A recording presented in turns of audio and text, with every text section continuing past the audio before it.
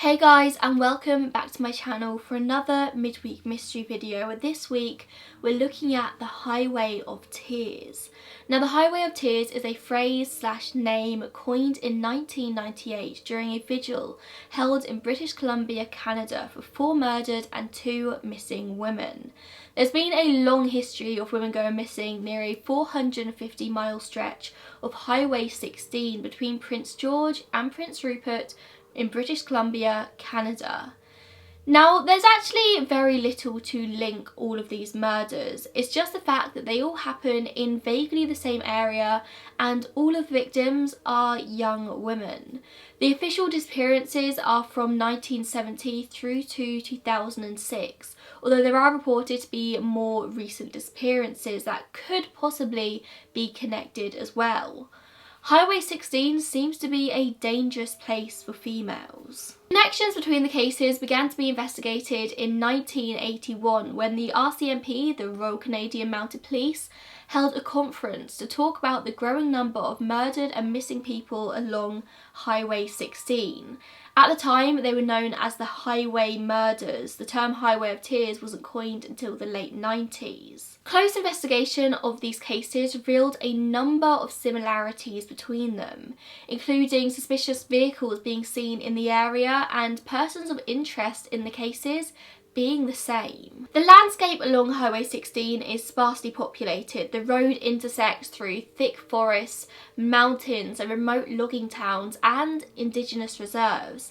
The list of victims includes a disproportionately high number of indigenous women. Over half the number on the list. The official number of victims on the Highway of Tears is 18, and out of those 18, 10 are indigenous. Indigenous leaders actually believe that the number of missing women in the area could be as high as 43. They don't accept 18 as the official number. And you've got to bear in mind that this is Canada, a country where murder is actually kind of rare.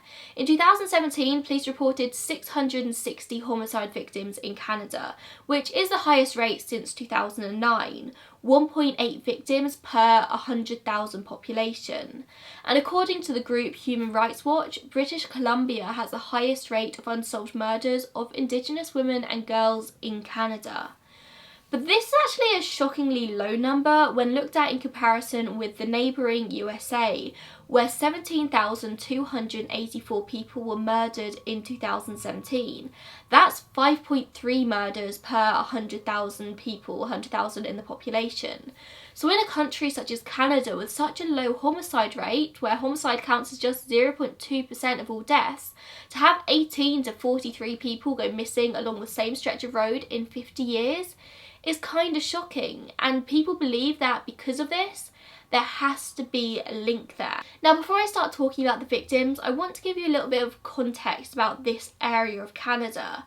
This particular region is characterised mostly by poverty. It was a very poor place, I think it still is, a very rural region with just lots of small logging towns and indigenous communities with not very much money. And the only connection in this area is Highway 16. But Highway 16 lacks public transportation. When these murders started happening, there were 0 trains and the buses only ran once a day, if you were lucky.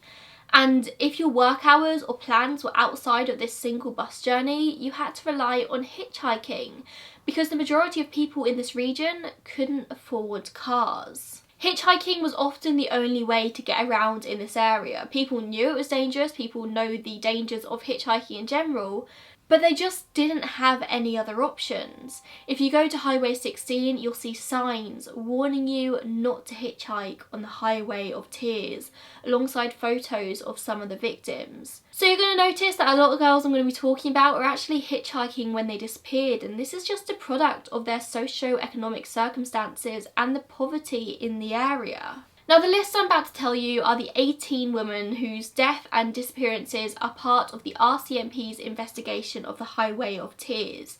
Like I previously mentioned, it's thought that there could be as many as 43 disappearances, but the names I'm going to tell you are the ones that are included officially on the list of investigations.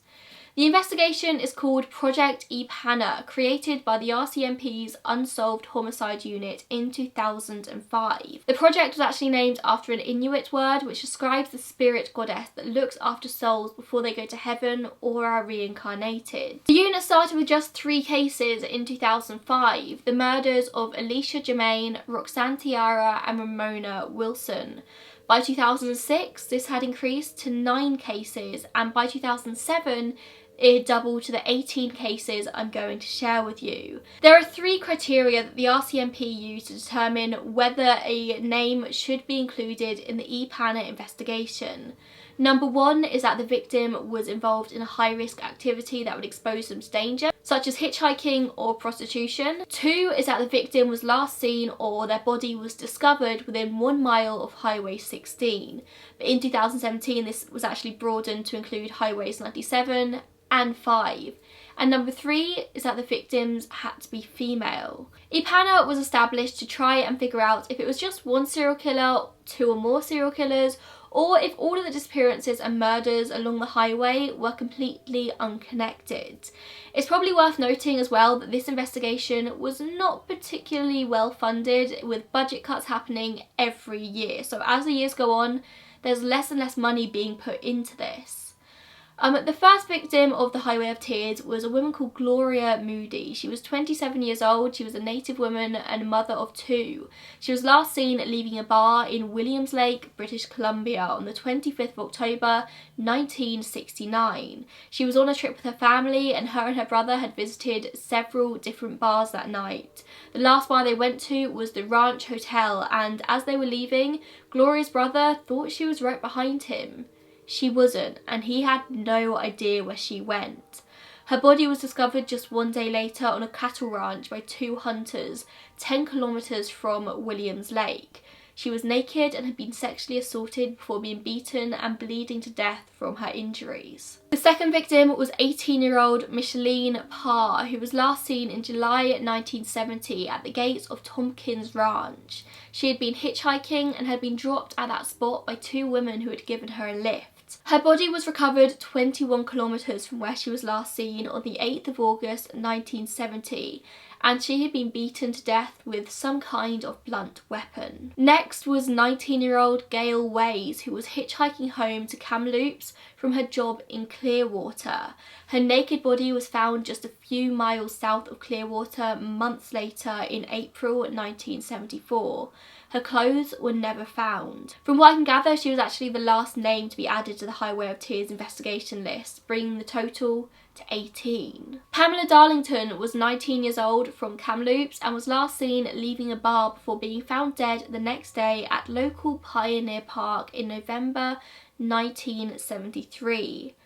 And then Monica Ignis was just 15 years old when she was last seen walking along Highway 16 in Thornhill in December 1974. Her body was found strangled just 4 months later in the April, just a few kilometres from where she disappeared. Then 16-year-old Colleen McMillan disappeared in August 1974 when she left her family home in Lacklahash, really sorry if I'm pronouncing that wrong, to hitchhike to visit a friend. Her remains were found a month later.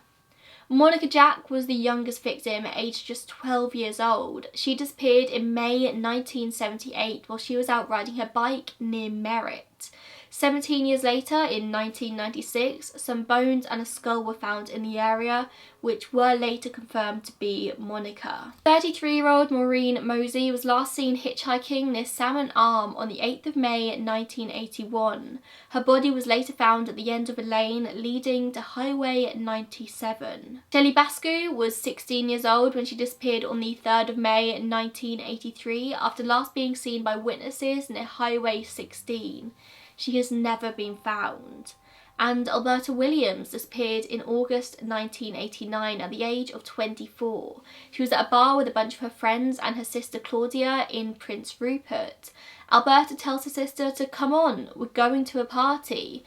But Claudia gets momentarily distracted by her boyfriend, and by the time she turns back round, Alberta's nowhere to be seen. Claudia doesn't know if her sister ever made it to the party. Her body was found just a few weeks later. There's actually a podcast about her death called Who Killed Alberta Williams that I haven't actually listened to yet, but I plan to after this, so I'll link it down below in case anybody's interested. Number 11 on our list of victims is 15-year-old Delphine Nicole, who disappeared on the 14th of June 1990. She was hitchhiking on Highway 16 between Smithers and her home in Telkwa. She lived with her uncle and called him around 10 p.m. to say that she was going to make her way back home, but she never arrived and she's still missing. Ramona Wilson was 16 and hitchhiking to her friend's home in Smithers on the 11th of June 1994 to attend some graduation parties. She never returns home. Her mother reports her missing 2 days later. Her body was found in April 1995 by teenagers in a wooded area near Smithers Airport. 15-year-old Roxanne Tiara disappeared in July 1994 from Prince George. She worked as a prostitute in an attempt to fund her drug addiction, and she was last seen by a friend. Roxanne had told this friend that she was going to meet a customer, and her friend watched her walk away and around the corner. Roxanne was never seen alive again. Her body found in August near Burns Lake along Highway 16. Alicia Germain, also known as Leah, was 15 years old and she was last seen at a Christmas dinner at the Native Friendship Centre in Prince George on the 9th of December 1994. Her body was found just a few hours later near an elementary school on the outskirts of Prince George, very near Highway 16. Lana Derrick was 19 years old when she disappeared on the 7th of October 1995. She was attending Northwest Community College in Houston, British Columbia, and apparently she absolutely loved her course. She loved college. On the 6th of October, she was given a ride from college to Terrace, where she intended on visiting her friends and family. She was dropped at a friend's house and they all went downtown to spend the night together before eventually heading back to a friend's house. At around 3 a.m, Lana borrowed $30 from a friend and asked that same friend if she wanted to go to a party with her. The friend declined. Lana was last seen by friends at around 3:30 a.m. The RCMP received tips that she was seen in the early hours of the 7th at a petrol station along Highway 16 in Thornhill. The woman who supposedly saw her said she saw Lana enter and exit the store and get into a car with two men in the front seat. In 1996, the RCMP released composite sketches of these men Lana was last seen with, but Lana's never been found. Nicole Hoare was 25 years old and worked as a tree planter in Prince George. She vanished after a friend dropped her off at a highway service station where she intended to start hitchhiking on June 21st, 2002. She's still missing. Tamara Chipman was a 22-year-old mother to her 2.5-year-old son when she disappeared on the 21st of September 2005. She was last seen hitchhiking on Highway 16 near Prince Rupert and she remains missing. And the final person on this list is 14-year-old student Isla Sarik Olga, who was last seen by family on the 2nd of February 2006. She went to the mall with her brother and sister before going to a friend's house for a sleepover. That night though, she spotted walking towards her home in Prince George around 1 a.m, but she never arrives at her home. Her family desperately plastered missing posters all over downtown Prince George, but sadly her body was found just 8 days later in a ditch off Highway 16. 18 official victims of the Highway of Tears, and people say there's many more. And whilst the authorities are definitely doing something about these cases now, the first girl went missing in 1969. Why did it take until 2005 for Project E-PANA to be established? A lot of people argue that this stems from systematic racism and socio-economic inequality. As I mentioned previously, 10 out of 18 of these cases included Indigenous women. That's a hugely disproportionate number, and a lack of understanding and possibly care of the Indigenous communities prevented proper, immediate investigations into these cases. In fact, nobody really paid attention to the Highway of Tears, apart from people in the direct area, the people who were affected, until 2002, when Nicole Hoare, a white woman, goes missing. Nicole's case initiated a huge investigation, maybe because of the colour of her skin, or maybe because her family had access to money when most other communities involved in this didn't, and therefore Nicole's family had the means to get her name out there, and that should be the case with every single one of these girls. But regardless, at least it's being looked into now, and Project E-PANA has made a difference.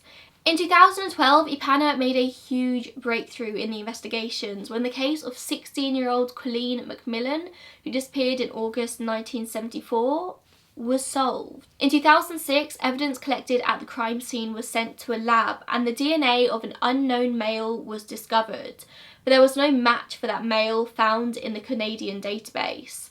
But in 2012, samples of the DNA were sent off to Interpol, and they got a hit in May of that same year to an American man called Bobby Jack Fowler. Now, Fowler had died of natural causes in prison in 2006 at the age of 66, and he had an extensive criminal history, including attempted murder, sexual assault, arson, kidnapping, and attempted sexual assault. And now we know we can add actual murder to that list as well. It's known that in 1974, Fowler was working in Prince George as a roofer. He was a drifter who picked up odd jobs and often travelled long distances alone throughout the USA and Canada. He was described as an extremely violent man. Fowler is also considered to be a strong suspect in the cases of Gail Ways and Pamela Darlington, who both went missing within a month in 1973, when Fowler would have still been in Prince George. But there's no actual DNA evidence to link him to these cases. He's been ruled out as a suspect in 8 of the 18 cases, but investigators are reportedly fully open to the possibility that he could be a suspect in the remaining files, and they're still asking the public to come forward with any information about Fowler. As he lived a transient lifestyle, he would have come into contact with many different people across the USA and Canada, and his violent temper and mood swings means that he's probably the kind of person that you would remember. We know for a fact that he can't be responsible for all 18 murders because he spent a lot of time in and out of prison in the USA, and he was in prison continuously from 1996 for kidnapping and attempted rape, so he couldn't have committed any of the murders after that point. As well as being a Highway of Tears suspect, he's also considered responsible for the murders of other girls in Oregon where he lived in the early 90s. In 2014, another case was solved by E-PANA when they brought murder charges against a man called Gary Taylor Handlen for the death of 12-year-old Monica Jack, the youngest of the Highway of Tears victims, in 1978. Handlen, who had a prior record including several rapes, was caught in a Mr. Big operation, which in very simple terms is a police sting where they convince someone that they're part of an organised crime group and eventually get them to confess their crime to the big boss. I go into more details about Mr. Big stings in my case on Daniel Morecambe. If you would like to find out more about that, you can go and watch that video, which I'll link up here and down below. It's very, very interesting. In Handlen's case, the police suspected that he was guilty of Monica's murder and possibly other Highway of Tears murders. And so they set up this sting. This big crime boss tells Handlen that he has information that the police have DNA evidence against him, as well as multiple witness counts that they're going to arrest him anyway.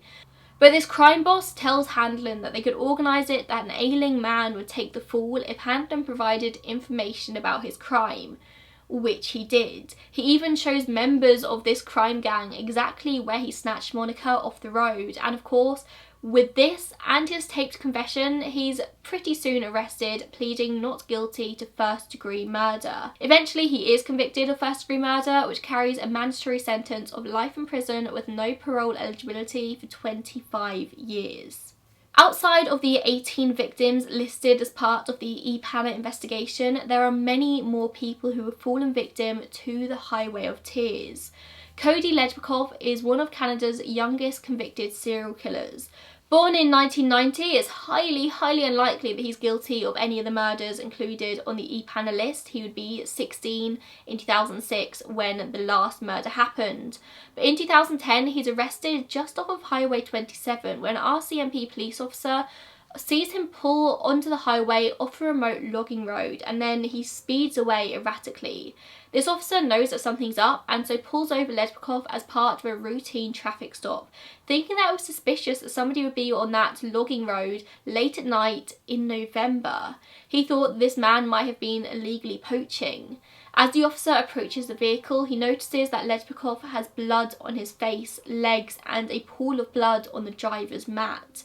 He discovers a multi-tool and a wrench covered in blood in the car, and a wallet containing a children's hospital card bearing the name Lauren Leslie. When questioned, Lejbakov said that he'd been poaching and that he just clubbed a deer to death because "I'm a redneck, that's what we do for fun." But there was no dead deer in the truck. The officer arrests him, and tyre tracks are traced up this small remote logging road, which is pretty easy to do in this freshly fallen snow.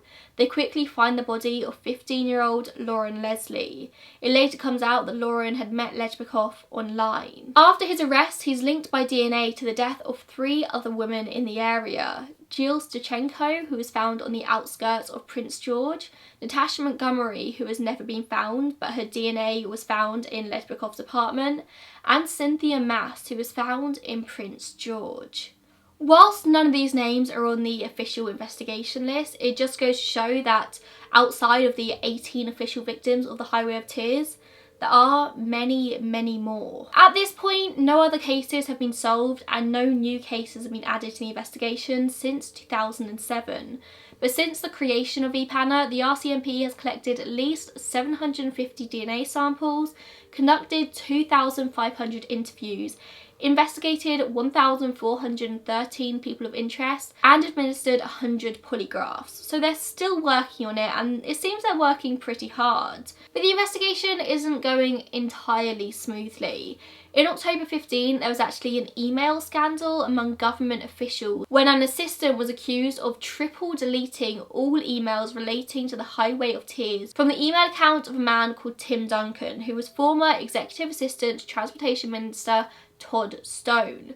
Triple deleting these emails basically means that the email is deleted from the email system on the computer, then it's deleted from the deleted/trash folder, and then you override the backup that allows the system to retrieve deleted items. So these emails are gone, and that's a lot of effort to go to just to delete some emails. That's not a mistake, that's something intentional.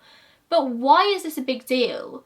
In 2014, a team from the Transportation Ministry toured Highway 16, and they had meetings and interviews with Aboriginal leaders and communities aiming to produce safer travel solutions for women living along Highway 16 and basically to stop people hitchhiking. Everyone involved in these meetings said they were incredibly productive, and people genuinely felt like the government was finally trying to help. The emails that were deleted were in relation to this project, and by deleting those emails they had breached the Freedom of Information and Protection of Privacy Act. And it makes you ask the question, why don't they want to help? Why do they want to delete these emails, and what are they trying to hide? In 2017, BC Transit implemented a bus system that travels along the highway, costing $5 per ride, which according to the local community members has been a really good start and has led to a huge decrease in the amount of people hitchhiking in the area. It's not exactly a service designed to take people long distances, it's just a community help to travel people between small local communities, to help people get to their job in the next town over or to the regional service centres in the area, to towns like Smithers. In the first 18 months, over 12,000 people use this service. That's 12,000 people who now have a safer transportation choice along the highway. But as far as I can find, these buses still don't run as often as people would like. Soon after the service began though, Greyhound Buses actually announced its intention to leave the region because these small buses were affecting their business, which once again is one less transportation choice for locals. Although these Greyhound buses are much more expensive than the local shuttle buses, they run between Prince George and Prince Rupert, which is invaluable for those long distance journeys. The small shuttle buses don't offer that length of journey. But I would like to say though that the only articles I could find on this transportation system were actually from early 2018, and so it might be a little bit outdated now. If you live in the area around Prince George, Prince Rupert, British Columbia area, then please let me know, have things changed along Highway 16? Are there now more buses, less buses? I really couldn't find any recently updated articles on that. The number of missing and murdered Indigenous women and girls in Canada continues to remain at crisis level. Although not all murders and disappearances happen on the Highway of Tears, they still represent a serious issue in these northern communities of British Columbia. A recent report from the United Nations described action taken by the government to protect Aboriginal women as inadequate. The lack of an inquiry into the Highway of Tears constituted a grave violation of women's human rights. It also added that failures by law enforcement had resulted in impunity. It does seem like things are being done to help on the Highway of Tears, but this entire case just seems to be too little, too late. All the different affected families seem to have different opinions on how the police are doing with the investigation, as you would probably expect. Some say there's a huge lack of communication between the police and the families, some seem happy with the work police are doing now, and it's an ongoing investigation, and the police do seem confident that while they might not be able to solve all 18 cases, they will be able to solve more. They've already solved 2, what's to say they won't be able to solve more than that? I don't think just one person is responsible for the rest of the murders, but it does seem likely that there may be a serial killer or 2 that was operating in the area at some point in time. Well, I suppose we all know that there was at least one in 2009, 2010 in the form of Corey Ledbekoff, and I have no doubt that there are more serial killers operating in the area. Long, empty stretches of road, miles and miles of forest, and girls alone attempting to hitchhike, getting into strangers' cars. It would be the ideal environment for any serial killer looking for victims. And I hope that the authorities continue moving forward, continue trying to make changes in the area to prevent this happening from any more. And I really hope there's some more breaks in the cases over coming years. And that's the Highway of Tears. If you live in the area along Highway 16 or in British Columbia, then I'd really like to hear your input down below. Can you see the authorities doing anything to actually prevent this, or is it just more of the same? I'd be really intrigued to find out. Thank you so much for watching. As always, the links to my pin store and my Patreon will be in the top line of descriptions down below. Let me know if you have any cases that you would like me to cover. And thank you so much for watching. Bye guys.